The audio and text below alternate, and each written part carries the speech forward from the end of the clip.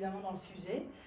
Donc je m'appelle Fanny Bastogne et je suis médecin généraliste en fait au départ. J'ai travaillé dans les maisons médicales, dans trois maisons médicales différentes à Bruxelles, dans les quartiers populaires. Et puis suite à ça, je suis partie avec MSF pour une longue mission de 9 mois, qui au départ était que 2 mois, mais finalement je suis restée 9 mois. C'était au nord-est du Nigeria et c'était une très très belle mission. C'est une des expériences les plus belles de ma vie, très intense, mais en même temps c'était aussi très très difficile. J'ai vécu vraiment des choses pas évidentes sur vraiment tous les plans.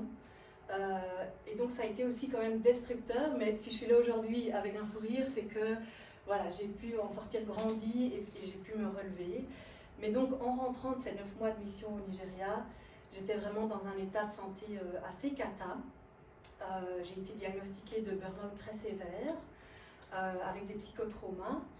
Et j'avais la chance de ne pas avoir de dépression associée. Parce que parfois on fait un peu un mélange entre les deux, mais moi mon enthousiasme et mes envies étaient encore là, mais c'était vraiment que physiquement j'arrivais plus à faire quoi que ce soit, j'étais vraiment épuisée.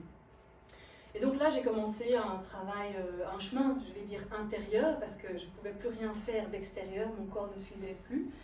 À l'âge de 30 ans, donc retour chez mes parents en fait, à ce moment-là, qui m'ont accueilli gentiment, qui ont pris soin de moi. Mais mes soucis de santé ne se sont pas arrêtés là, parce qu'un an plus tard, j'ai développé ce qu'on appelle l'électro-hypersensibilité. Donc c'est vraiment être sensible aux ondes, que ce soit GSM, Wi-Fi, Bluetooth, tous les champs électromagnétiques. Et pour moi, ça s'est développé quand j'ai déménagé et que je me suis retrouvée à vivre à 50 mètres d'une grosse antenne. Et j'ai commencé à avoir plein de symptômes et ma santé a dérapé, alors que j'étais encore très très fort en burn-out. Ça faisait depuis 1 an que j'étais en burn-out, mais j'étais encore très très brûlée, je vais dire. Et là pour moi ça a été vraiment un coup super dur, parce que c'est très handicapant dans la société actuelle où il y a des ondes en fait partout. Partout il y a des gens, il y a des téléphones allumés. Et je ne pouvais pas me dire de rester défaitiste par rapport à cette situation.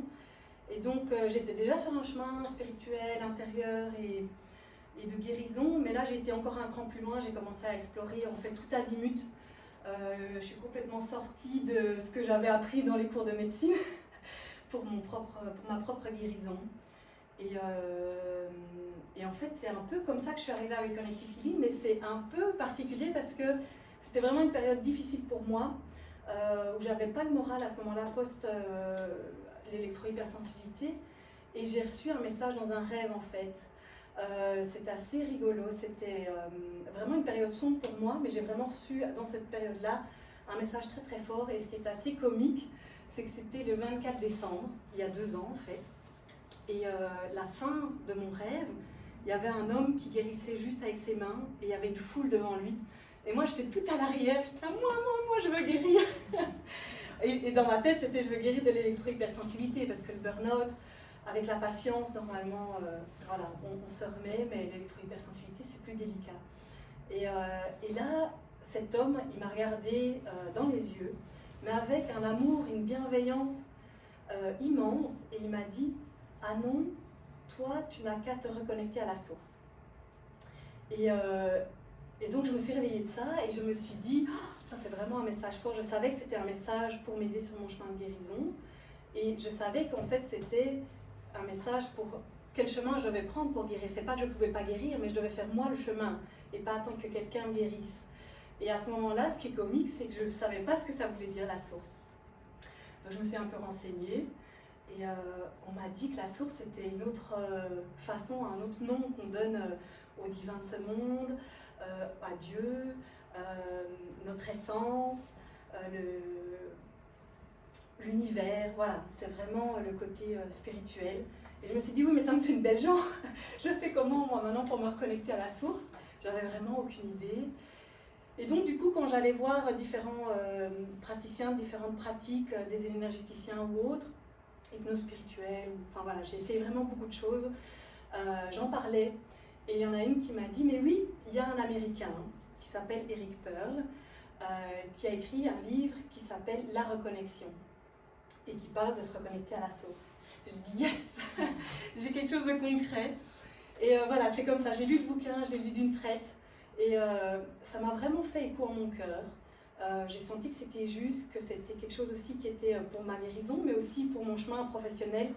Parce qu'avec tout ce que j'avais vécu, j'avais quand même remis pas mal de choses en perspective. Je m'étais posé pas mal de questions par rapport à tout ce que j'avais appris et vécu. Et donc le soir même, j'étais sur le site d'Eric Pearl pour trouver des praticiens en Belgique et pour commencer la formation en fait. J'ai pas traîné. Et donc le soir même, je commençais déjà la première partie de la formation qui était en ligne.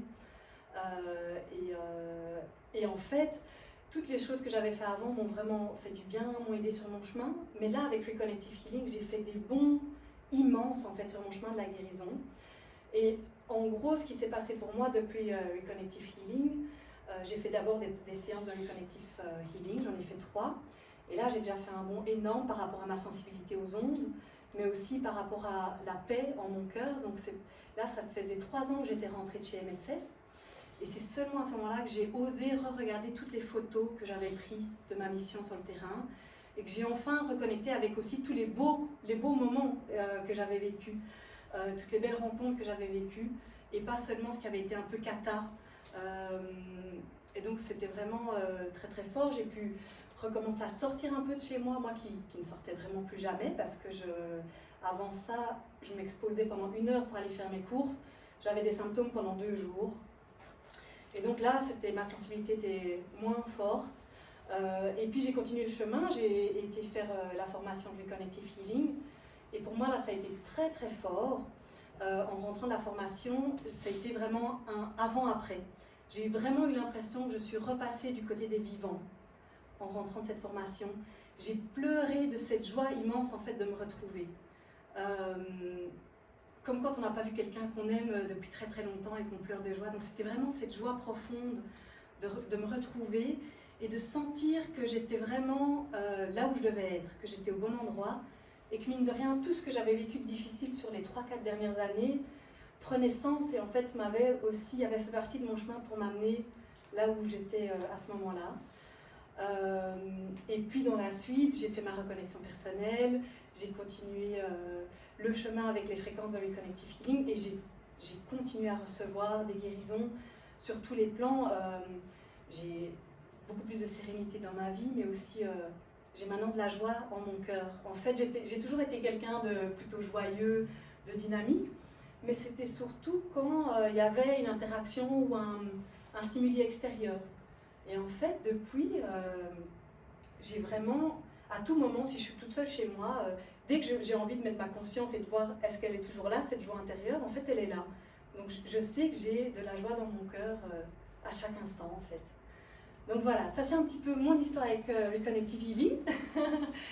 Et je vais donc maintenant vous raconter un petit peu plus ce que c'est. Et donc c'est Reconnective Healing, c'est vraiment un rééquilibrage global. Donc c'est une approche qui est vraiment holistique, dans le sens que c'est vraiment global. On ne travaille pas avec juste l'aura ou les chakras, donc c'est une pratique énergétique. Hein. Mais c'est vraiment, on travaille avec le champ global et ça apporte un rééquilibrage global.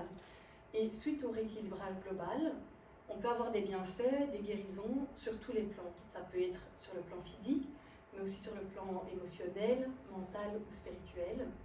Et en fait, la personne reçoit ce qu'elle a besoin de recevoir à ce moment-là sur son chemin. Et en fait, du coup, c'est adéquat. C'est toujours adéquat parce que la personne reçoit vraiment ce qu'elle a besoin de recevoir à ce moment-là. Il n'y a rien qui est forcé parce qu'en fait, c'est pas moi qui fais. En fait, c'est l'univers. Alors, on se connecte en fait à ce champ d'énergie qui est partout. En fait, nous, en tant qu'humains qui sommes physiques, mine de rien, à 99,99999%, on est du vide. Mais c'est pas vraiment du vide. En fait, c'est un champ d'énergie, un champ d'information. Tout est énergie. Et ce champ, il est en nous, mais il est aussi autour de nous, il est partout. Et donc, on se connecte vraiment à ce champ d'énergie et ce champ d'information. On peut l'appeler l'univers, on peut l'appeler l'intelligence de ce monde, on peut l'appeler le champ des potentiels infinis, En physique quantique, on appelle ça le champ du point zéro. On peut l'appeler Dieu, on peut l'appeler Allah, on peut l'appeler le divin de ce monde. Voilà, chacun peut mettre les mots qu'il veut sur ça. Moi, j'aime bien parler en termes d'univers. Comme ça, c'est quelque chose qui est neutre et qui peut parler peut-être à tout le monde. Et donc, en fait, on se connecte ou la source, en fait, comme dans mon rêve. C'est une autre façon aussi de l'appeler. On se connecte à cette source, on se connecte à ce champ d'information. Et c'est l'intelligence de l'univers qui, en fait, en interaction avec la personne, apporte ce qu'elle a besoin. Donc, c'est pas moi je ne suis pas une guérisseuse, moi je ne fais pas, c'est vraiment, j'aide, je suis en fait comme un catalyseur. Donc, par rapport à certaines autres pratiques énergétiques où on est parfois canal, en Reconnective Healing, en fait, on n'est pas des canaux, on est des catalyseurs. Donc, en chimie, un catalyseur, c'est un élément qui va accélérer une réaction. Donc, ce n'est pas un produit, ce n'est pas un réactif, mais c'est vraiment la réaction chimique se fait déjà, mais elle peut être accélérée par un catalyseur. En médecine, un exemple clé, c'est les enzymes qui vont accélérer un processus, qui vont accélérer une réaction. Et donc, en fait, nous, en tant que praticiens, c'est ça qu'on est. On est plutôt un catalyseur, parce qu'en fait, on a tous cette capacité de se connecter à la source. Mais vraiment tous. C'est pas un don que j'ai ou que les autres praticiens ont. On a tous cette capacité, et c'est juste qu'on a oublié, en fait, qu'on peut être en connexion à chaque instant. Les enfants, naturellement, ils sont beaucoup plus connectés. Il suffit qu'on leur fasse sentir et hop, ils savent ce qu'on fait, entre guillemets. Mais donc, c'est quelque chose qu'on peut tous se rappeler, en fait, se souvenir.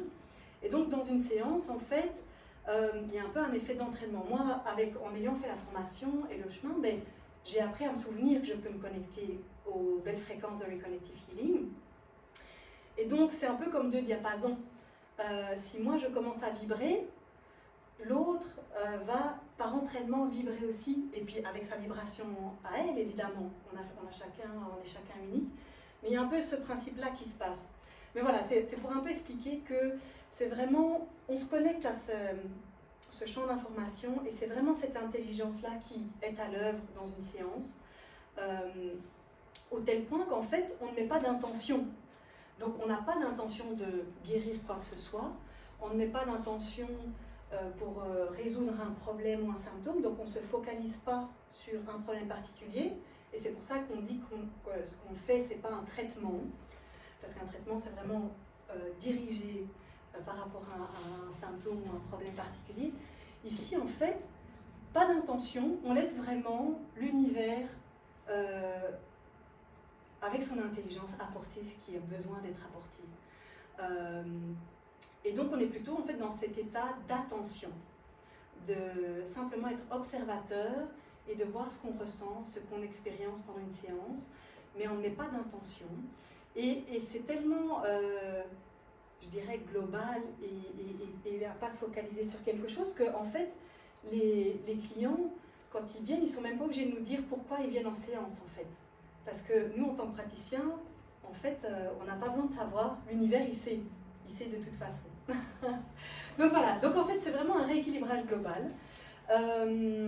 Et c'est vraiment, en fait, pour tout le monde. Ça peut être pour les femmes enceintes, les bébés, les enfants, les personnes fragiles, des gens avec des psychoses ou des problèmes psychiatriques. Il n'y a pas de contre-indication parce qu'en fait, l'univers avec son intelligence sait quoi apporter.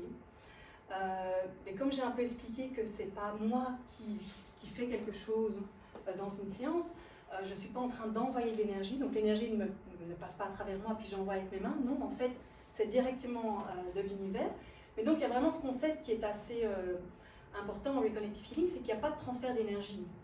Donc moi je n'ai pas peur de donner certaines de mes casseroles ou de mes soucis aux clients, parce que je ne suis pas parfaite non plus, et inversement, j'ai aucune crainte de collecter des choses qui sont un peu lourdes ou négatives, ou, voilà, venant des clients qui viennent. Et donc voilà, alors aussi ce qui est assez caractéristique pour comprendre un petit peu Reconnective Healing, c'est que du coup il n'y a pas de technique, c'est pas une technique énergétique, c'est une approche énergétique. Et pourquoi c'est pas une technique? C'est qu'en fait, on n'est pas en train d'analyser, tiens, là, il y a il y a un déséquilibre énergétique, on va essayer d'aller réharmoniser à cet endroit-là, peut-être le foie n'a pas assez d'énergie ou quoi que ce soit.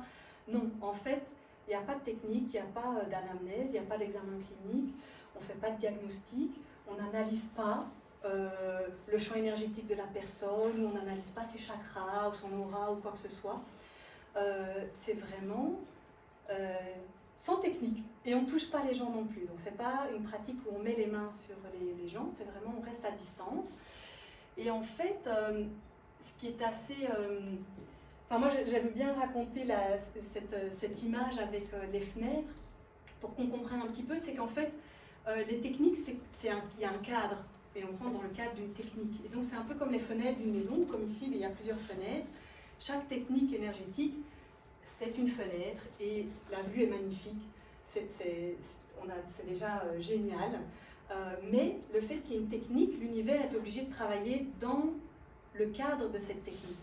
Mais en fait, en Reconnective Healing, on monte sur le toit et en fait, on a la vue à 360 degrés. Il n'y a pas de technique qui nous limite, entre guillemets. Et donc, l'univers a le champ libre de vraiment apporter... Voilà, tout est possible, en fait. Mais on ne peut jamais promettre non plus. Mais bon, dans quelle profession peut-on promettre un résultat? Même en médecine, on n'est jamais sûr qu'un antibiotique va marcher, qu'il n'y aura pas une résistance ou quoi que ce soit. Un avocat, il ne peut pas promettre non plus qu'il va gagner son procès. Mais ce qui se passe à tous les coups, c'est vraiment un rééquilibrage global. Les différentes guérisons ou les différents bienfaits qui peuvent subvenir, mais ça c'est surprise. Voilà. Donc ça c'est pour Reconnective Healing. Et puis il y a aussi la reconnexion.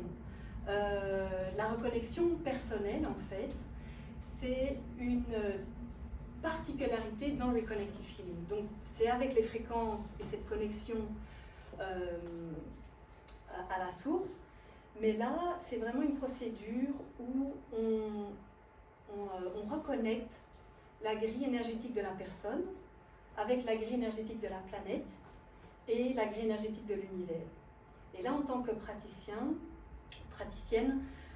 vraiment, c'est une procédure où on trace des lignes, on trace des points très précis, très spécifiques, pour vraiment reconnecter ces trois systèmes, donc le corps physique, la personne incarnée, la planète sur laquelle on est, donc Terre, et l'univers.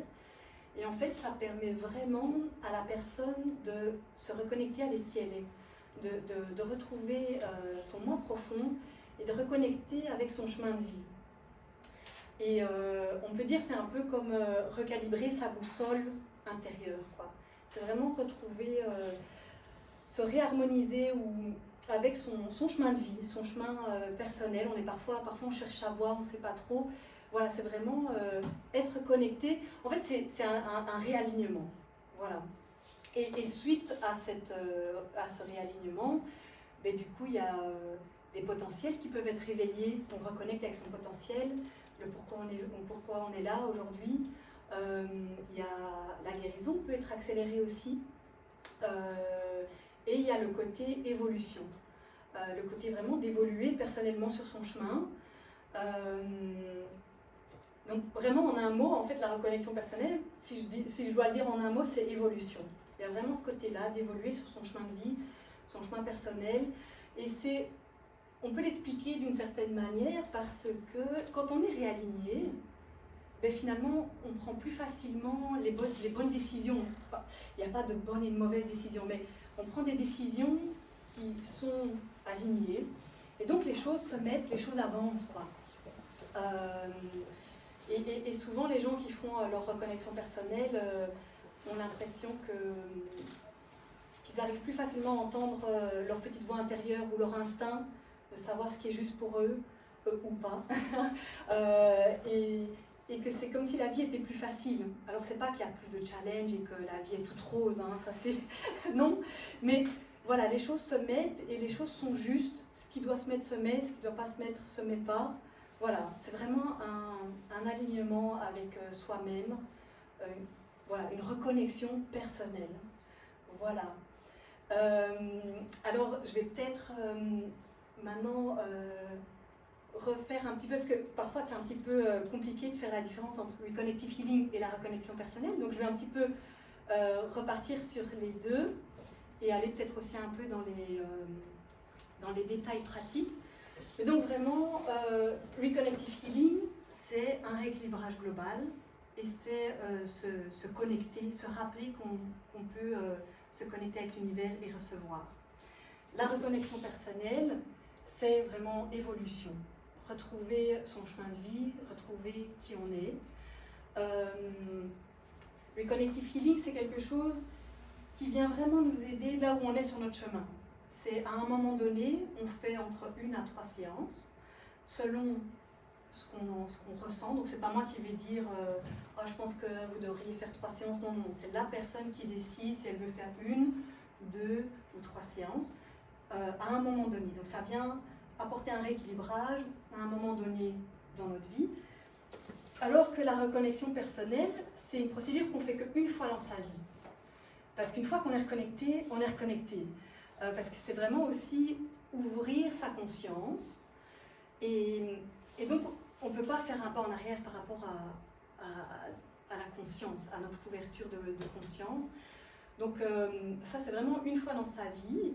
Et ça va évidemment avoir... ça peut avoir un impact sur le moment même, mais ça va aussi, en fait, influencer le reste de sa vie. Parce qu'on est réaligné, mais en fait, c'est pour la suite. Et il faut savoir que ça peut parfois un peu secouer, bouleverser, parce qu'on est parfois dans des situations qui n'étaient peut-être pas vraiment alignées avec notre âme, et que tout d'un coup, on ne peut plus rester dans le déni face à une situation. Et il y a parfois des changements de carrière, des changements dans les relations, que ce soit amicales ou dans son couple. Ça peut être des changements de lieu de vie. Enfin, voilà, ça peut vraiment... ça dépend un petit peu où on en est sur son chemin, mais c'est vraiment un choix que les gens doivent faire pour eux-mêmes en conscience. Parce que c'est quand même quelque chose de très profond et qui peut avoir un impact, voilà, plus sur le long terme aussi. Et donc, c'est vraiment un choix à faire en conscience. Donc là, c'est chacun qui décide pour soi. Donc on ne peut pas l'offrir à quelqu'un. On ne peut pas dire « Ah, j'offre à ma fille ou j'offre à mon compagnon une reconnexion personnelle ». C'est vraiment chacun qui doit décider « Ok, je viens pour ma reconnexion personnelle, j'ai fait le choix en pleine conscience. » Voilà. Alors que le Reconnective Healing, là, on peut l'offrir à quelqu'un, par exemple.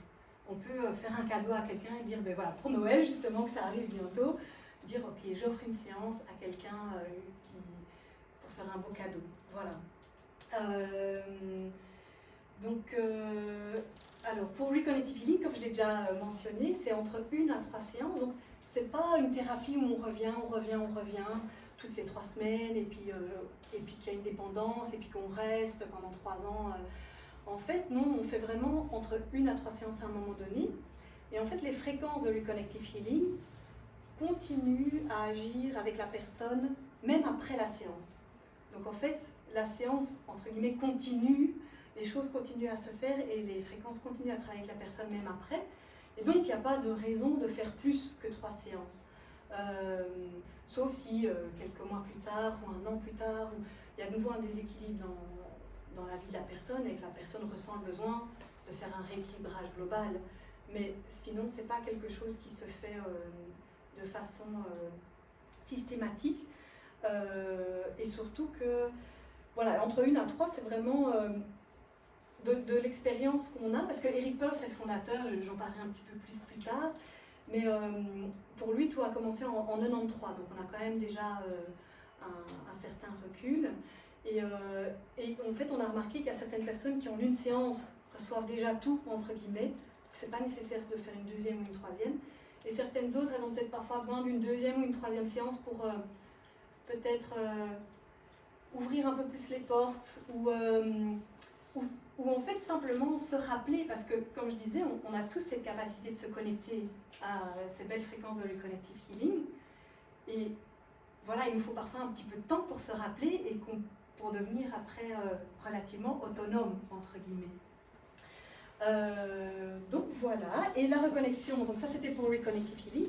La reconnexion personnelle, donc ça c'est une fois dans sa vie, et ça c'est en 2 séances qui sont rapprochées. Il faut minimum une nuit entre les deux et maximum 3 nuits. entre les deux. Donc c'est quelque chose qu'on fait vraiment à un moment parce que c'est une procédure qui se fait en 2 jours. Il y a besoin d'une nuit de sommeil entre les deux. Mais voilà. Ah oui, peut-être quand même au niveau pratique, voilà, comme ça vous avez quand même un peu les petites infos, parce que c'est quand même des questions qui reviennent souvent. Une séance de Reconnective Healing, il y a un briefing, et puis en fait, on est avec les fréquences sur la table de massage pendant 30 à 40 minutes, et puis on fait un débriefing. Et il faut savoir que le Reconnective Healing peut se faire aussi à distance, avec tout autant de résultats qu'en présentiel. Parce que l'univers, en fait, il est partout. Il est ici, mais il est aussi à l'autre bout de la planète, et donc il sait où être. Mais par contre, la reconnexion personnelle, ça se fait en présence absolument, parce que là, même si on ne touche pas la personne, on trace des lignes, on pointe à des points, entre guillemets. Donc là, ça doit vraiment être en présence. Et puis, au niveau de la durée, ça c'est un petit peu plus long que Reconnective Healing, le temps qu'on trace tout. Mais finalement, c'est plus ou moins le même schéma en pratique. Et alors, au niveau financier, parce que c'est aussi important, en fait, la reconnexion personnelle, c'est 333 € pour les 2 séances, pour le package de la reconnexion personnelle. Et ça, c'est un prix que Eric Pearl a défini. C'est le même prix en fait partout, donc qu'on soit au Portugal, en Espagne, ici, voilà, c'est le même prix. Et puis pour Reconnective Healing, c'est 130 €. Et en fait, voilà, moi je suis vraiment complètement à l'aise avec le fait de demander ce prix-là. Il y a parfois des gens qui ouvrent des grands yeux, et en fait c'est simplement parce que c'est la valeur que ça a. Et que moi je trouve que c'est important que les gens, quand ils viennent chez moi, ils se rendent compte que c'est ça qu'ils vont recevoir aussi. Enfin, c'est vraiment, voilà, la valeur que c'est. Et comme ici en Occident, ou même peut-être ailleurs aussi, que l'argent, c'est une échelle finalement. Hein. Voilà, quand on achète des chaussures, selon le prix qu'on met, on se demande la qualité, on évalue. C'est une échelle de valeur. Donc voilà un petit peu pour Reconnective Healing, reconnexion personnelle. Je vais juste voir. Oui, ce que j'ai oublié de dire par rapport à Reconnective Healing, c'est que en fait, on n'a pas besoin d'y croire pour que ça marche. C'est pas spécialement placebo, il ne faut pas être convaincu. C'est parfois les gens qui sont envoyés par leur compagnon ou leur compagne qui ont des résultats les plus importants. Donc c'est pas lié à la croyance ou à la foi. Voilà. Et voilà. Je vais maintenant passer un petit peu à la science qu'il y a derrière. Et pour cela, je vais commencer... Ah, ça ne s'affiche pas. Tiens. C'est étonnant ça. Je suis en train de changer d'IA et en fait ça ne change pas sur l'écran. La flèche ne marche pas? Non. Moi j'étais ici avec la flèche. Hop là, je descends.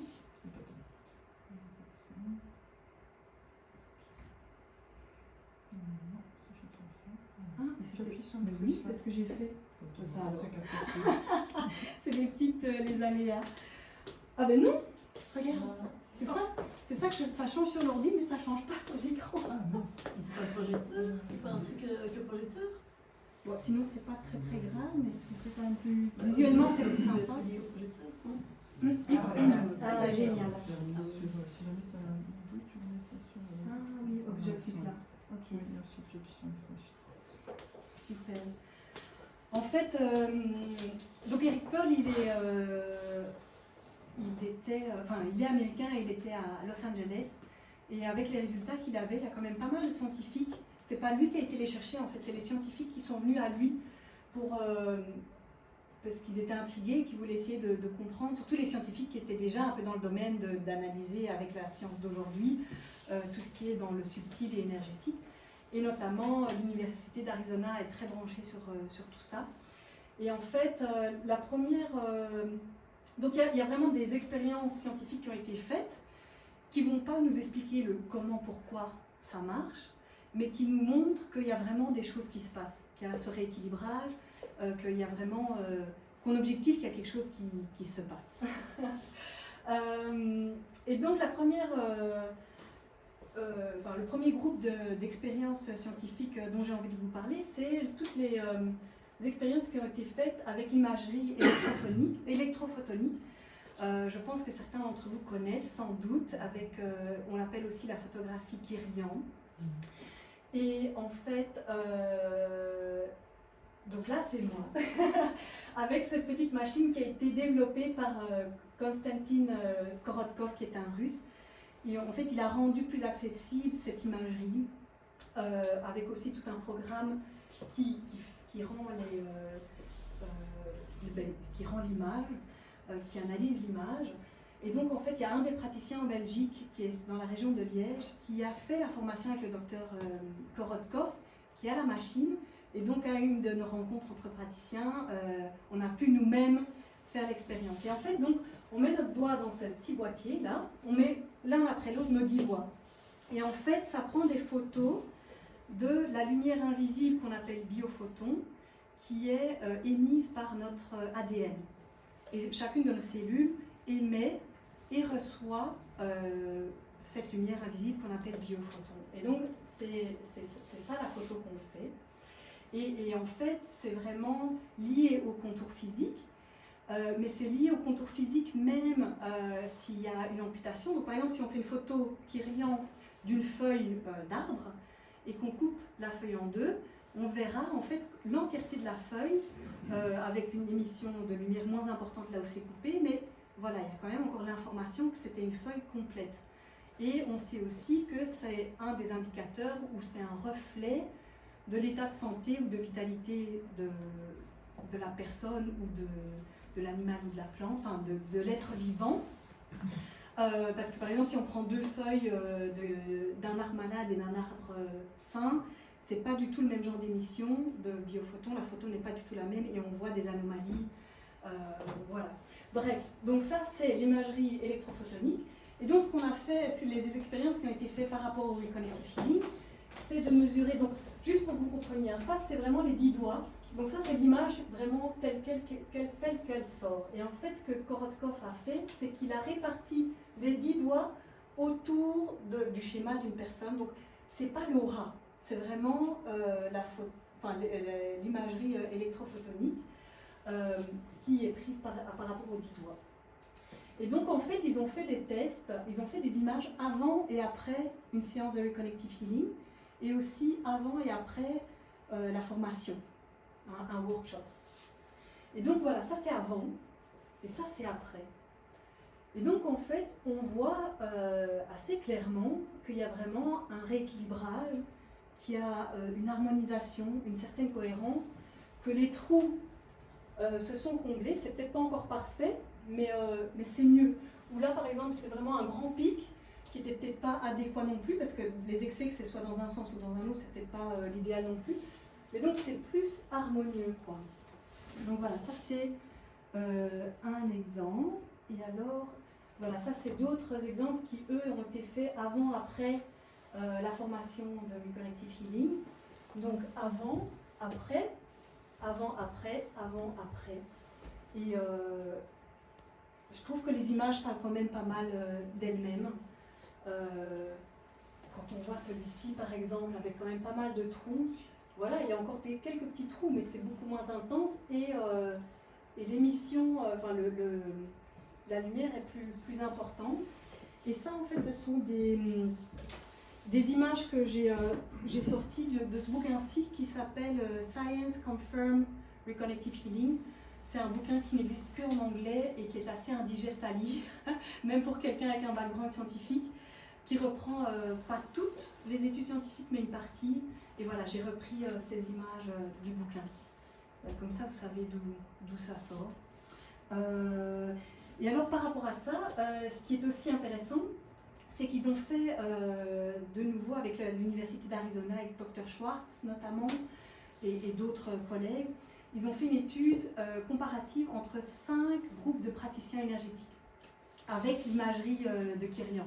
Ils ont pris des professionnels, des praticiens de Reiki, des praticiens de Qigong, des praticiens de Jorei, des praticiens de Reconnective Healing et des praticiens de la méthode Roselyne, j'oublie toujours le nom, je ne connais pas en fait cette pratique, Roselyne Bruyère, la méthode Roselyne Bruyère, je ne connais pas mais apparemment c'est quelque chose dans l'énergétique. Et ils ont fait des images avant-après en demandant aux praticiens de d'abord faire une image où ils sont normales, entre guillemets, ils font rien de particulier, et puis ils ont fait des images où ils devaient se connecter et faire comme s'ils faisaient un soin ou qu'ils faisaient une séance de pratique énergétique. Et là, en fait, ce qui est ressorti, c'est qu'en fait, le taux de base, quand on ne fait rien du tout, des praticiens de Connective Healing était plus élevé en fait que n'importe quel autre praticien énergétique ou que n'importe quelle autre personne lambda qui n'est pas dans l'énergétique. Donc, ce qui a été objectivé, c'est que vraiment le taux de lumière de biophotons de base est plus important. Et alors, quand on se branche en mode on aux fréquences dans le Connective Healing à cette connexion, ben, c'est encore beaucoup plus important. Donc voilà, donc ça je trouve que c'est quand même intéressant. Une autre expérimentation scientifique que j'aime bien, là j'ai pas d'image, mais c'est avec de l'ADN. Et en fait ça c'est à New York, c'est Glenn Wren qui a fait pas mal d'études. Et avant Reconnective Healing, il avait déjà étudié, donc ils prennent des brins d'ADN, et c'est en laboratoire, hein, donc c'est pas in vivo, c'est vraiment en labo. Ils prennent des morceaux d'ADN et ils les choquent avec de l'électricité ou de l'eau très très chaude. Et donc les deux brins d'ADN se séparent, donc la double hélice se sépare.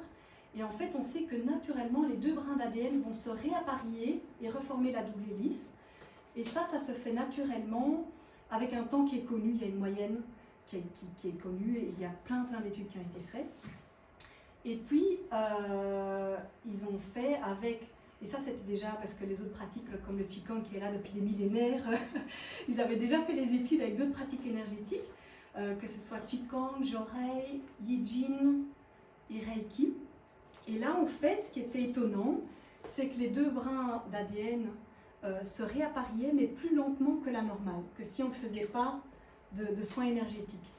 Et du coup, les scientifiques avaient émis des hypothèses scientifiques, comme quoi c'était peut-être parce qu'il y avait une absorption de lumière. Enfin, ils avaient émis des modèles pour expliquer ça.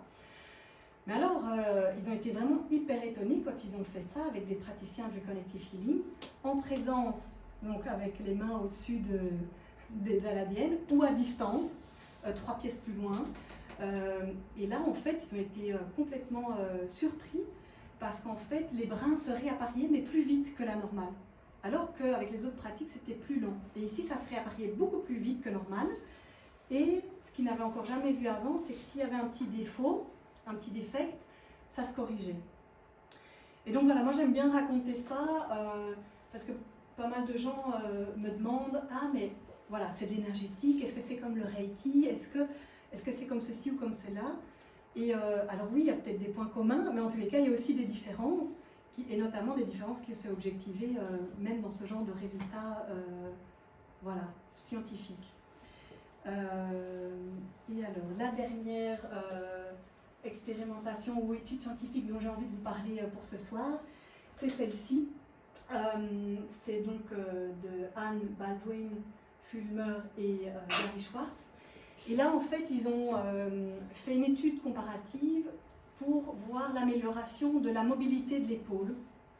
Donc en fait, ils ont pris, au départ, il y avait 90 volontaires, et puis avec le tri de l'étude scientifique, il n'y en avait plus que 78 personnes qui avaient un problème de mobilité de l'épaule, donc qui ne pouvaient pas lever le bras plus haut que ceci ou plus haut que ceci, voilà, qui avaient une limitation dans l'amplitude de l'épaule pour une raison X ou Y.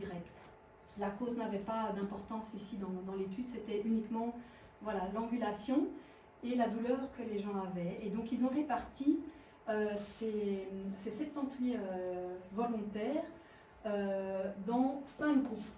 Donc Reconnective Healing, un groupe Reiki, un groupe avec de la kiné, un groupe simulacre, donc c'est-à-dire qu'il y avait quelqu'un qui faisait semblant de faire un truc énergétique avec ses mains, mais qui en fait n'est pas du tout énergétique, il faisait juste le clown, entre guillemets. Et puis évidemment, un groupe contrôle. Et c'était des petites séances assez courtes, de 10 minutes. Ils ne savaient pas ce qu'ils recevaient, sauf... C'est la caméra qui fait ça? Ah, ok.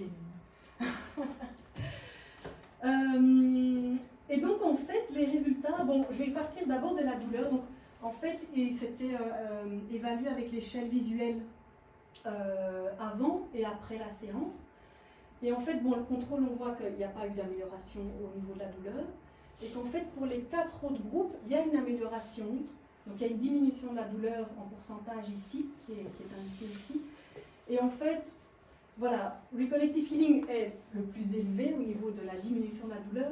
Maintenant, voilà, on ne peut pas vraiment trop s'appuyer là-dessus non plus, parce que même le groupe simulacre est vachement amélioré au niveau de la douleur. Et donc là, c'est peut-être uniquement l'effet placebo. Voilà, ça c'est quelque chose qui est possible. Mais maintenant, là où c'est relativement intéressant, c'est au niveau de la mobilité, où en fait, le contrôle, il y avait une amélioration, mais qui n'était pas du tout significative. Le simulacre, aucune amélioration. Et puis par contre, les 3 autres, oui. Donc la kiné, une amélioration. Et les 2 pratiques énergétiques, vraiment une chouette amélioration aussi. Et même un peu supérieure que la kiné classique. Voilà. Donc voilà, ça c'est juste pour montrer que voilà, on a pu objectiver qu'il y avait des résultats, qu'il y avait des choses qui se passaient, qu'il y avait un rééquilibrage. Voilà. Donc ça c'est pour la science. Et je vais juste... Et là maintenant, on va faire une petite pause un peu plus sympathique. Après tous la science, les trucs plus rationnels. En fait, ici maintenant, je vous propose en fait de découvrir par expérimentation c'est quoi le Connective Healing. Parce qu'on parle, enfin je parle, mais il n'y a rien de tel que de sentir et de découvrir par soi-même. Et donc en fait ici, le fait que je sois là, le fait qu'on parle de Reconnective Healing, mais il y a l'énergie de la pièce, les fréquences elles sont là. En fait elles sont toujours là, elles sont toujours accessibles à tout le monde à tout moment. Ce qui est inconstant, c'est notre connexion aux fréquences. Mais donc ici, je vous propose en fait de faire quelques petits exercices avec les mains pour essayer de sentir. Alors, il ne faut pas se mettre de pression. Si vous ne sentez rien, ce n'est pas grave. Ce n'est pas que les fréquences ne sont pas là. Mais c'est vraiment, voilà, on va mettre en fait l'attention sur nos mains. Maintenant, vous pouvez aussi ressentir des choses ailleurs que dans les mains, parce qu'on travaille avec le champ global. Mais c'est vraiment l'état d'esprit d'observation, d'être attentif, d'être avec l'esprit enfantin comme les enfants. Et donc, je vous propose de, pour le faire, si vous êtes d'accord, de se mettre debout, ce sera plus rigolo. Et on va faire ça tous ensemble. Donc, si vous me voyez, si vous me voyez pas complètement, c'est pas grave. Le mouvement, s'il n'est pas parfait, c'est pas grave. Ici, c'est des exercices pour essayer de sentir, mais de nouveau, comme je vous ai expliqué, le Connective Healing, il n'y a pas de technique. Donc en fait, il n'y a pas un mouvement absolument à faire. Donc voilà, donc là on a les mains tranquilles le long du corps, on est relax.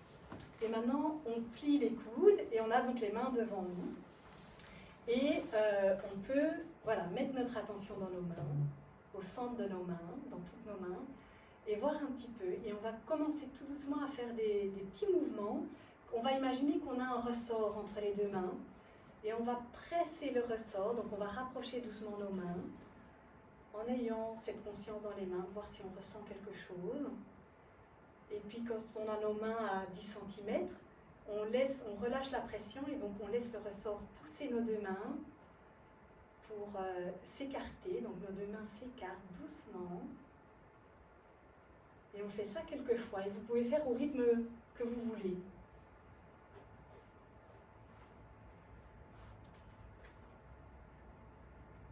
Alors si vous voulez fermer les yeux pour essayer d'être plus dans le ressenti, c'est possible, mais voilà, c'est pas dans l'idée de je ferme mes yeux pour essayer de faire quelque chose, simplement être.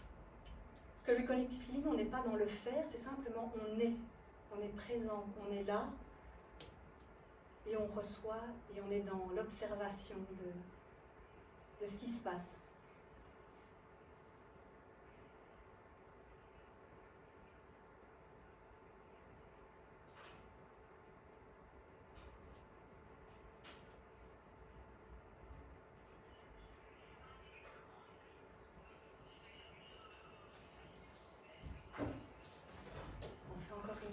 va changer d'exercice.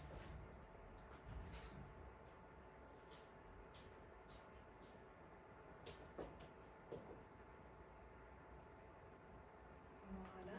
Alors maintenant, on va imaginer qu'il y a une table devant nous et qu'on a 2 lavets, 2 éponges et qu'on va nettoyer la table avec nos 2 mains ouvertes, relax, et on fait des cercles, et on fait avec des cercles avec les 2 mains dans le même sens. Par exemple, pour commencer,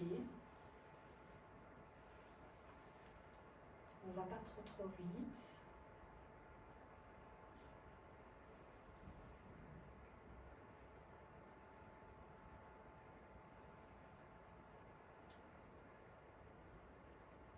Et maintenant, on va aller très vite justement pour voir un peu la différence. Donc on fait des cercles rapidos, hop, on y va, comme si on frottait bien cette table qui était un peu crado.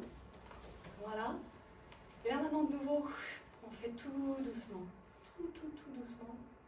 Et observez si vous sentez, si vous avez un ressenti différent. Si on a parfois tendance à sentir plus quand c'est plus lent, voilà. Ou justement dans la différence.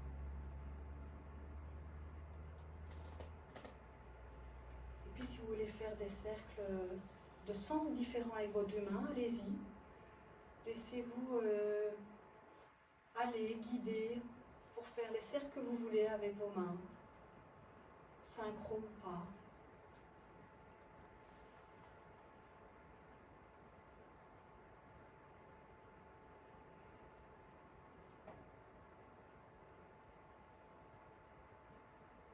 Peut-être une main qui a plus de sensations, ou plus que l'autre ou pas. Ça peut vraiment, il n'y a pas de bonne réponse en fait. On a chacun un ressenti différent et unique, et d'une fois à l'autre, ou d'une séance à l'autre, ça peut être très différent aussi. Parfois c'est des picotements, parfois c'est de la chaleur. En fait, j'ai pas envie de trop vous en dire non plus, parce que ça peut vraiment être tout. Et ça peut parfois être même ailleurs que dans les mains. Moi, j'ai déjà quelqu'un qui, en faisant comme ça avec les mains, a senti de la joie dans son cœur. Voilà. Ou des picotements dans son pied gauche. Voilà. Tout est possible. Soyez juste vraiment dans l'observation.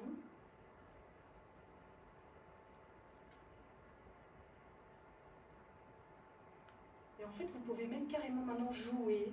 Faites les mouvements que vous avez envie de faire. Il n'y a pas de mauvais mouvement, il n'y a pas de bon mouvement. Faites ce que vous avez envie de faire, comme si vous étiez un enfant qui simplement s'amuse.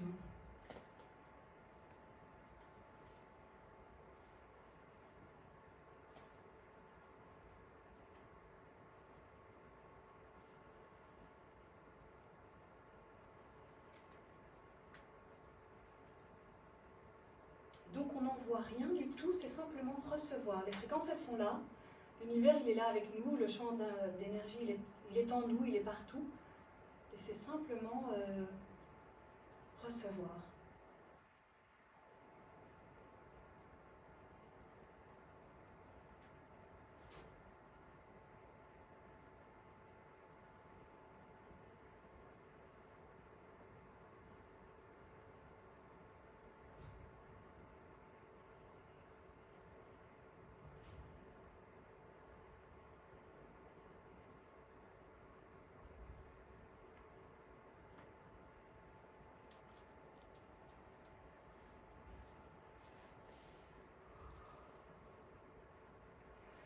Voilà, je pense qu'on va rester là pour cet exercice. Vous pouvez vous asseoir et je serais curieuse de vous demander, simplement en levant la main, qui a ressenti quelque chose parmi vous, de lever la main si vous avez vécu quelque chose pendant cette séance. Enfin, cette séance, c'est pas une séance. Pendant ce bain, on appelle ça un bain dans les fréquences. Ok, donc quand même, plusieurs d'entre nous. Si maintenant il y en a l'un ou l'autre d'entre vous qui veulent très brièvement partager ce qu'ils ont ressenti ou vécu, soyez les bienvenus. Maintenant, sinon, c'est pas obligatoire non plus.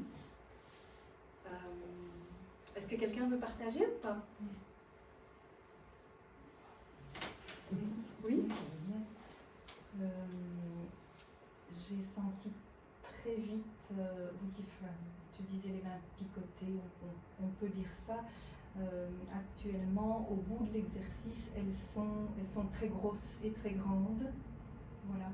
Et alors, dans tout le corps aussi, de plus en plus de détente et de plus en plus d'ancrage. Ah ouais. Voilà. Ok, intéressant.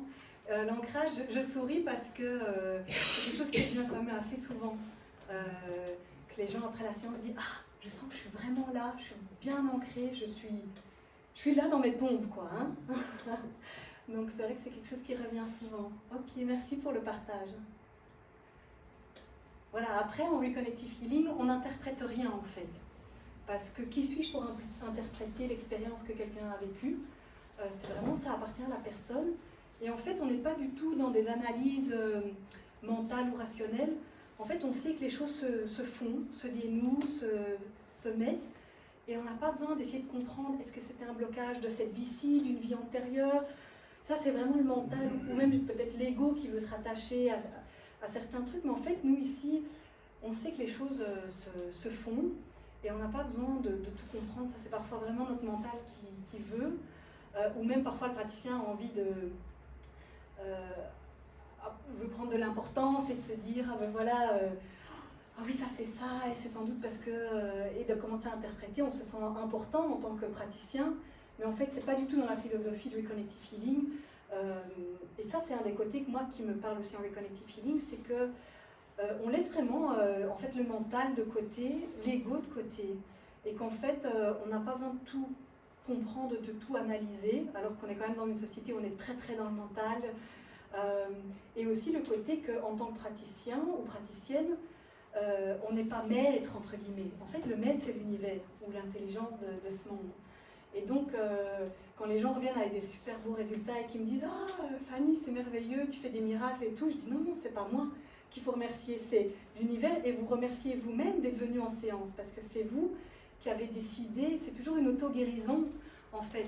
Et nous, en tant que praticiens, en fait, c'est comme si on ouvre la porte qui était déjà là en fait. On ouvre une porte et puis c'est la personne qui décide sur les plans inconscients de passer la porte, de prendre le chemin de guérison ou pas. Mais donc c'est vraiment la personne qui peut se remercier elle-même en fait. Donc voilà, et donc ça c'est un côté que j'aime bien. Allez, je dirais quand même en tant que médecin au départ, on a quand même un petit peu...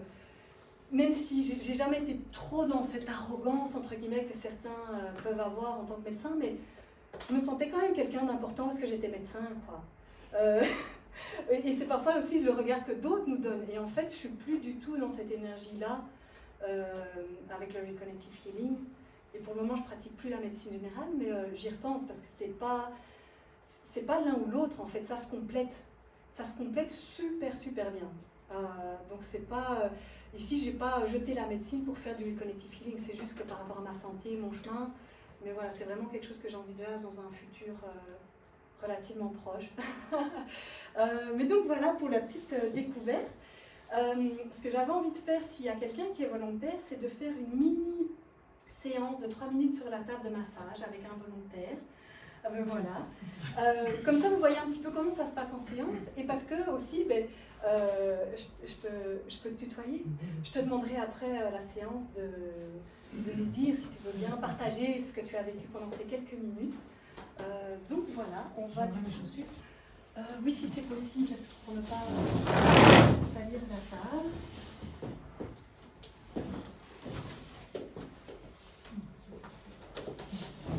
Voilà, donc tu peux t'allonger.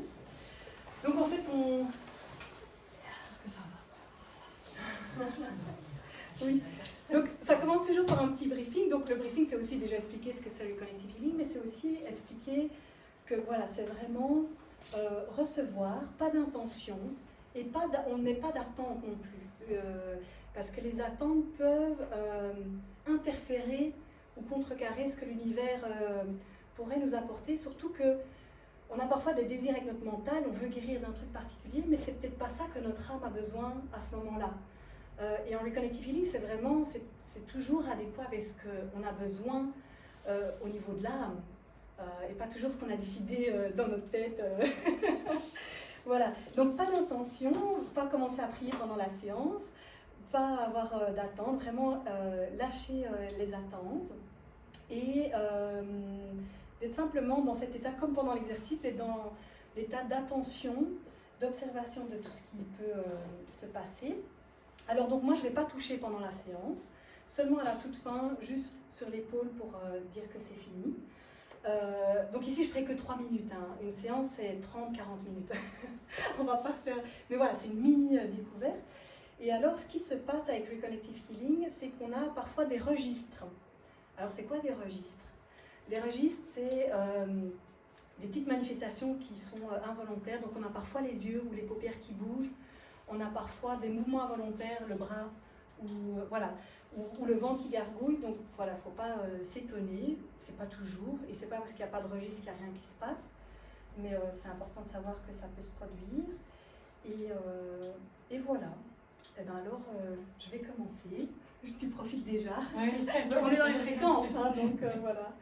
Je vais peut-être quand même juste prendre ma montre pour regarder le temps, parce qu'en fait, on se connecte à ce champ du point zéro en physique quantique, mais c'est en fait le champ, on n'est plus dans l'espace-temps qu'on connaît.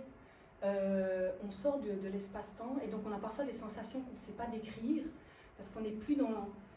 C'est pas qu'on sort de la réalité, on est toujours là, on reste conscient, on ne part pas dans des états de conscience modifiés, mais on a parfois la notion du temps qui est altérée. Donc par exemple, ici, j'ai besoin de regarder ma montre parce que je pourrais très bien faire 30 minutes en ayant cru que j'ai fait que 3 minutes. Enfin, vous seriez là pour me le dire, mais voilà.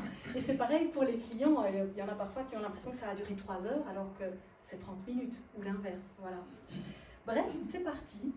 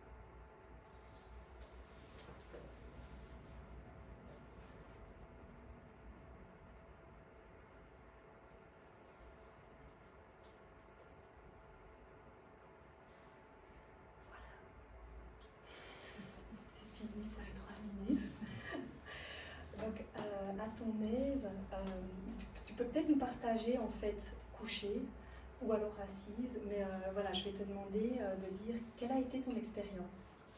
Je vais te m'asseoir. Oui, ce sera peut-être plus simple pour qu'on entende peut-être sur le côté. Alors c'est toujours un peu délicat parce que d'être attentive entre ce que la pensée crée et ce qui se passe réellement. Donc j'essaie d'être attentive à ça. Moi, ce que j'ai senti, c'est qu'au niveau de mes mains, ça chauffait et que j'avais vraiment l'impression qu'au niveau de mes bras, surtout, mais je sentais que ça spread en anglais, ça s'étendait dans le ventre. J'avais l'impression que je m'enfonçais dans la table. Dans la table. Ok. Ouais. Donc, Ok. voilà. Autre chose? À part ça, non, pas vraiment. Mais c'est court. Hein, Oui, oui, c'est très très court. Et as-tu observé ou remarqué quelque chose sur les plans visuels, auditifs? Enfin, je révise un peu les 5 sens, gustatif, Non. odorat et du toucher. Non, Non. ok. Ben voilà. Mais donc, voilà, elle a déjà vécu 2-3 petits trucs sur même juste 3 minutes, quoi. Mais merci pour ce partage. Merci beaucoup. Et donc, comme vous avez pu le voir, en fait, je reste relativement loin de la personne. Je ne suis pas dans son champ magnétique. Je reste à 20 cm, parfois même plus. Et en fait, il n'y a pas de technique. Donc en fait, là, j'ai fait ce que j'avais envie de faire. Donc c'est vraiment l'état d'esprit comme les enfants, de se dire, j'ai envie de faire ce mouvement-là, je fais ce mouvement-là. Mais en fait, j'aurais très bien pu faire la séance sans faire les mains. Alors c'est moins joli à regarder, mais en fait, c'est pas mes mains qui sont nécessaires. Je suis pas en train d'envoyer ou de faire quelque chose avec mes mains. C'est tout mon corps en fait qui est le catalyseur. Et je suis pas canal. C'est vraiment en fait ma présence qui est importante dans cette interaction à 3 en fait, entre moi, la personne sur la table et l'univers. Voilà. Et en fait.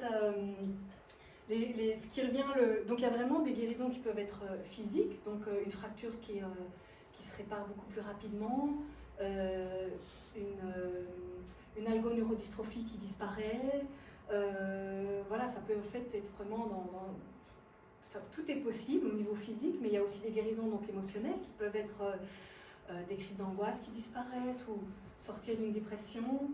Il y a des guérisons sur les plans mentaux, des autistes, des enfants autistes qui ne le sont plus après avoir fait du reconnective healing, ou des personnes épileptiques qui peuvent arrêter leur traitement.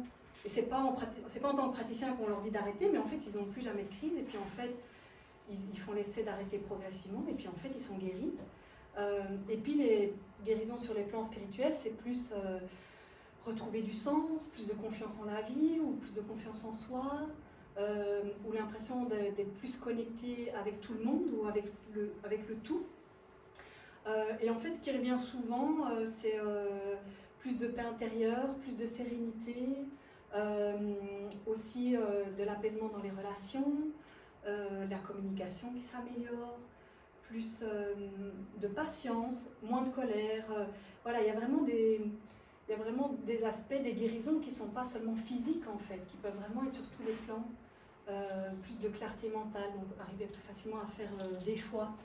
Voilà un petit peu ce qui revient souvent, ou l'ancrage, comme je disais tantôt aussi, l'impression d'être plus connecté avec soi-même. Et attendez, je regarde parce que l'enregistrement is off, but it's okay.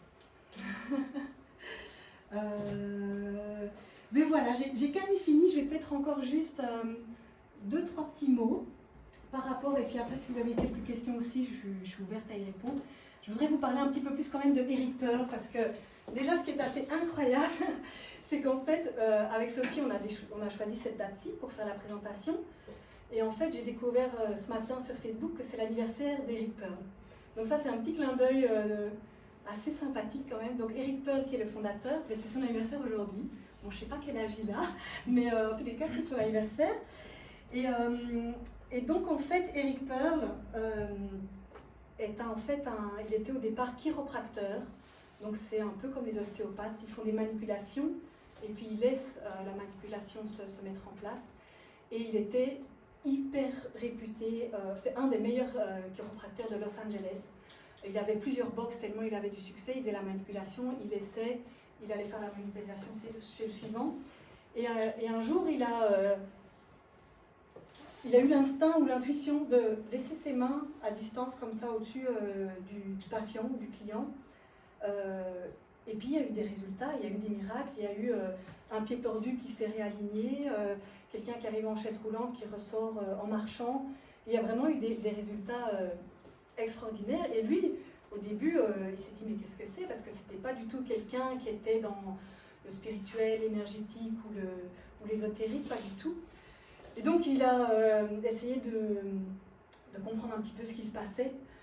Donc il a été voir différentes personnes dans ces domaines-là, qui chaque fois qu'il montrait ce qu'il faisait ne pouvaient pas expliquer, parce que c'était très différent de toutes les autres pratiques en fait. Donc il ne savait pas l'aider. Mais il a quand même reçu de la guidance.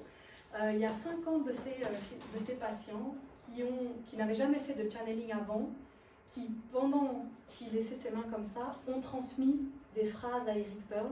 Et ce qui est assez incroyable, c'est que les 50 patients ont dit les 6 mêmes phrases, alors qu'ils ne se connaissaient pas entre eux. Et c'était des phrases qui expliquaient, qui donnaient un peu des pistes à Eric. Puis il a eu différentes pistes. Bref, il a un petit peu...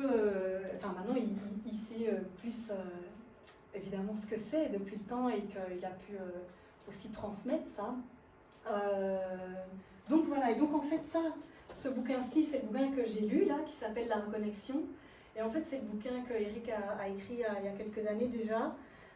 Guérir les autres serait guérir soi-même, et ça explique, et je trouve qu'il écrit bien avec quand même de l'humour, et ça se lit facilement, son parcours à lui, en fait, son histoire, comment c'est arrivé à lui, son chemin pour essayer de comprendre. Et puis en fait, la fin du bouquin, c'est vraiment en fait, qu'est-ce que c'est Reconnective Healing? C'est quoi ces belles fréquences de Reconnective Healing? Et puis, en fait, il y a aussi un autre bouquin qui s'appelle « Reconnecter sa vie avec les enseignements de Salomon ». Et ça, c'est Eric Pearl et Fred Ponslow. Donc, Fred, c'est un de ses patients qui avait le channeling. Et lui, c'est le seul qui avait déjà fait du channeling avant. Il savait qu'il avait cette capacité-là. Et en fait, du coup, Eric, il était tellement perdu avec ce qui se passait qu'il a demandé à Fred, est-ce qu'on peut se voir juste nous deux pour que je puisse poser des questions à ces énergies qui viennent donner des messages sur ce qui se passe.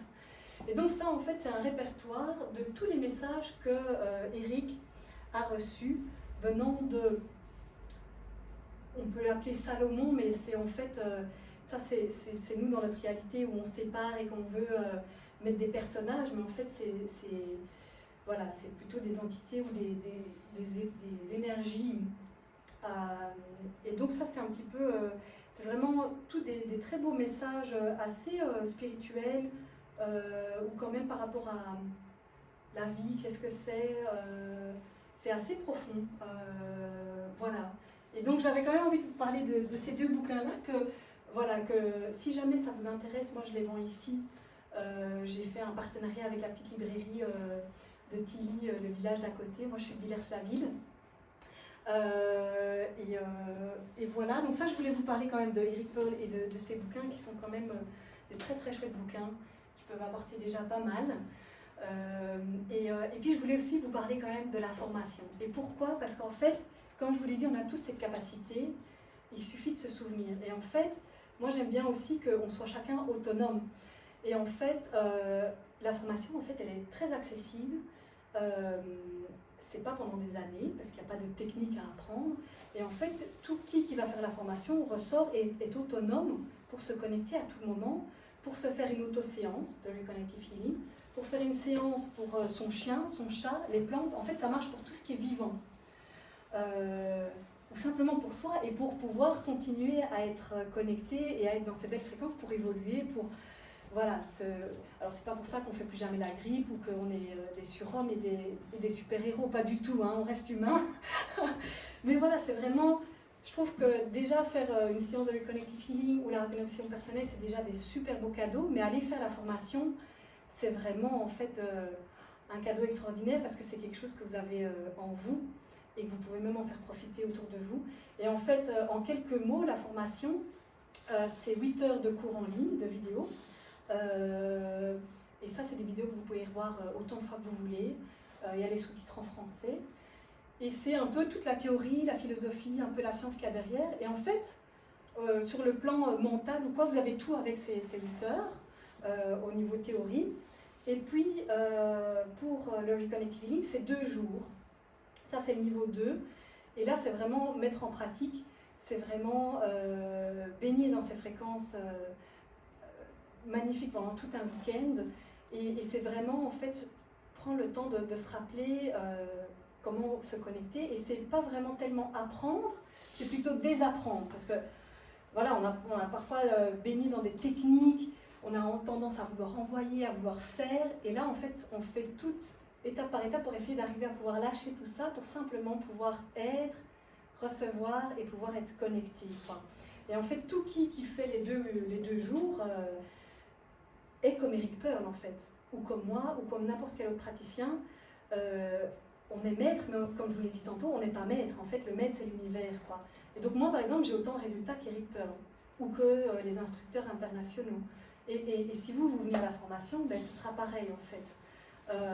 Donc ça, c'est quand même assez merveilleux. Et il y a quand même beaucoup de gens qui vont faire cette formation simplement pour leur chemin personnel, pas forcément pour ouvrir un cabinet ou quoi, mais vraiment pour eux. Et voilà. Et puis le 3e niveau, ça c'est vraiment 2 jours de nouveau pour apprendre à faciliter la reconnexion personnelle. Mais voilà, je voulais quand même juste vous en toucher un mot, parce que je trouve que c'est quand même assez... J'ai aucun bénéfice financier que vous alliez dans les formations, mais c'est juste parce que je trouve que c'est merveilleux. Donc j'avais envie de partager ça. C'est où et ça coûte combien? Ah oui, alors c'est où? Donc en français, c'est à Rambouillet, c'est une ville au sud de Paris. Il y a une instructrice française qui en fait 2 ou 3 fois par an par là-bas. On a une formation qui se fait en Belgique l'année prochaine, en avril, entre Gand et Bruxelles, mais ce sera uniquement flamand-anglais. Donc ceux qui sont bilingues, il ne faut pas hésiter. Voilà. Mais je vous enverrai peut-être par mail ces petites infos-là suite à la présentation de ce soir, comme ça vous pourrez aller regarder. Et en fait, mais pour le prix, ça dépend un peu où est la formation. Je pense que, en tous les cas, pour les 8 heures de cours en ligne, ça c'est 200 $. Et pour en présentiel, je pense que c'est plus ou moins autour de 1 000 € les 2 jours. Voilà. Mais de nouveau, c'est pas un truc où on est dans une formation qui pendant 3 ans. Enfin, voilà, c'est vraiment. En fait, ce qui est assez incroyable, c'est que c'est simple et en même temps super puissant, quoi. Et en fait, parfois on se complique, mais en fait, parfois la clé elle est vraiment dans la simplicité. Voilà. Donc ça, c'est aussi un des aspects que moi j'adore, et un aspect aussi que j'adore. Je vous le partage quand même parce que je trouve que c'est trop beau. C'est qu'en fait, quand on fait Enfin, c'est pas qu'on fait, je vous ai dit on ne fait rien, mais quand on facilite une séance pour quelqu'un, en fait, en tant que praticien, on reçoit aussi. Et c'est aussi pour ça le titre du bouquin d'Eric, guérir les autres, guérir soi-même, c'est qu'en fait, c'est pas dans une relation déséquilibrée où on donne pour les clients, pour les patients. Non, c'est vraiment aussi un win-win en fait, un donnant-donnant. On est vraiment dans une relation de coopération, d'équilibre. Et donc évidemment, moi ça me fait plaisir d'aider les gens sur leur chemin et de les voir s'épanouir, guérir ou grandir.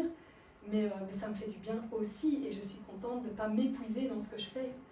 Moi qui ai fait un burn-out très très sévère, une incapacité de travail pendant plus de 3 ans et demi parce que j'avais tout donné en tant que médecin, je ne m'étais pas écoutée, mais j'étais vraiment dans donner, et j'ai oublié de me donner à moi. Et là en fait j'apprends avec le Reconnective Healing à recevoir et à aussi pouvoir bénéficier de la beauté de tout ça. Voilà, et en fait, juste pour clôturer avant de répondre à vos questions, si vous en avez, c'est de nouveau un petit arrêt sur la philosophie, c'est que, en fait, ce champ d'information ou d'énergie ou de lumière auquel on se connecte, c'est un champ, en fait, on peut l'appeler l'amour avec un grand A, en fait. C'est vraiment ce champ d'amour, de cette énergie qui est belle, et que tout ce qui est plus lourd que cette énergie d'amour ne reste pas. Et donc voilà, toutes les énergies plus lourdes ne peuvent plus s'accrocher. Et c'est vraiment donc ce champ d'amour, mais on peut aussi l'appeler le champ d'unité. En fait, on rentre dans un champ, je vous ai déjà dit qu'on sortait de l'espace-temps, entre guillemets, qu'on n'est plus dans le temps linéaire qu'on a l'habitude, mais vraiment, c'est aussi ce champ d'unité où en fait, on n'est plus dans la dualité de ce monde-ci. Alors oui, il y a moi, il y a toi, on est dans des différents corps, mais en fait, quand on se connecte à ce champ-là, on est vraiment dans l'unité où en fait on est un, et on expérience chacun une réalité différente, mais au final, au niveau de l'essence, on est tous connectés, on est tous un avec tout en fait. Et du coup, il n'y a plus cette dualité non plus de bien, de mal, de toi, de moi. Et c'est aussi ça qui se passe en Reconnective Healing, c'est que si on est un, si moi je reçois, la personne sur la table reçoit aussi en fait. Alors que si en fait j'envoie, ben, je reste alors dans la dualité qu'on connaît, j'envoie à quelqu'un d'autre qui n'est pas moi. Alors que nous, en Reconnective Healing, c'est vraiment plutôt cette unité plutôt que la séparation, plutôt la confiance et l'amour plutôt que la peur. Ça c'est aussi quelque chose qui revient souvent, c'est qu'on fait des choix où on se sent dans sa vie, alors c'est pas qu'on n'a plus de peur, j'ai encore des peurs, mais beaucoup moins qu'avant, quoi. J'ai beaucoup plus de confiance, que ce soit en moi ou de façon générale, que les choses vont aller, quoi, même dans les moments difficiles. Et donc par rapport à ça, ce qui est assez rigolo, c'est que je participe aussi à des salons de bien-être, et récemment j'ai été au Festival Hope à Namur, qui est un festival, un salon de transition. Et là il y a une maman qui est venue, donc je fais aussi des petites découvertes de 3 minutes comme ça en salon. Il y a une maman qui a fait 3 minutes, qui avait déjà senti pas mal de choses, qui était contente. Et je lui dis, ah mais si vous voulez, votre fille peut aussi essayer. Donc elle avait sa fille qui avait 6 ans qui était là avec. Et j'avais même pas fini que ma phrase, que la petite qui jouait un peu plus loin, elle est arrivée en courant en disant, je veux essayer. Alors je dis, ben oui. Donc elle essaye. Et là, elle est sur la table, donc elle garde ses yeux ouverts, c'est une enfant. Donc même je lui avais dit qu'elle pouvait, on n'est pas obligé de fermer les yeux en fait. Et je voyais vraiment qu'elle vivait quelque chose, qu'il y avait quelque chose qui se passait. Et j'ai dit, ah comment c'est, qu'est-ce que tu ressens? Et puis elle était un peu gênée, elle dit rien, donc je continue. Et puis après, une minute plus tard, je lui redemande, est-ce que tu arrives à pouvoir décrire ce que tu ressens? Et là, elle m'a dit, je ressens l'amour. Et en fait, en un mot, c'est ça en fait. Elle avait déjà tout compris. Et en fait, les enfants, dès qu'on leur fait sentir sur les mains ou quoi, ils savent. Ils peuvent même le refaire pour eux-mêmes. En fait, ils n'ont pas besoin d'aller faire la formation comme nous, on fait comme adultes. Ils savent faire du Reconnective Healing parce qu'ils n'ont pas autant oublié que nous, entre guillemets. Mais voilà, en un mot, je voulais clôturer sur ça, c'est que c'est vraiment, en fait, l'amour, avec un grand A. Voilà.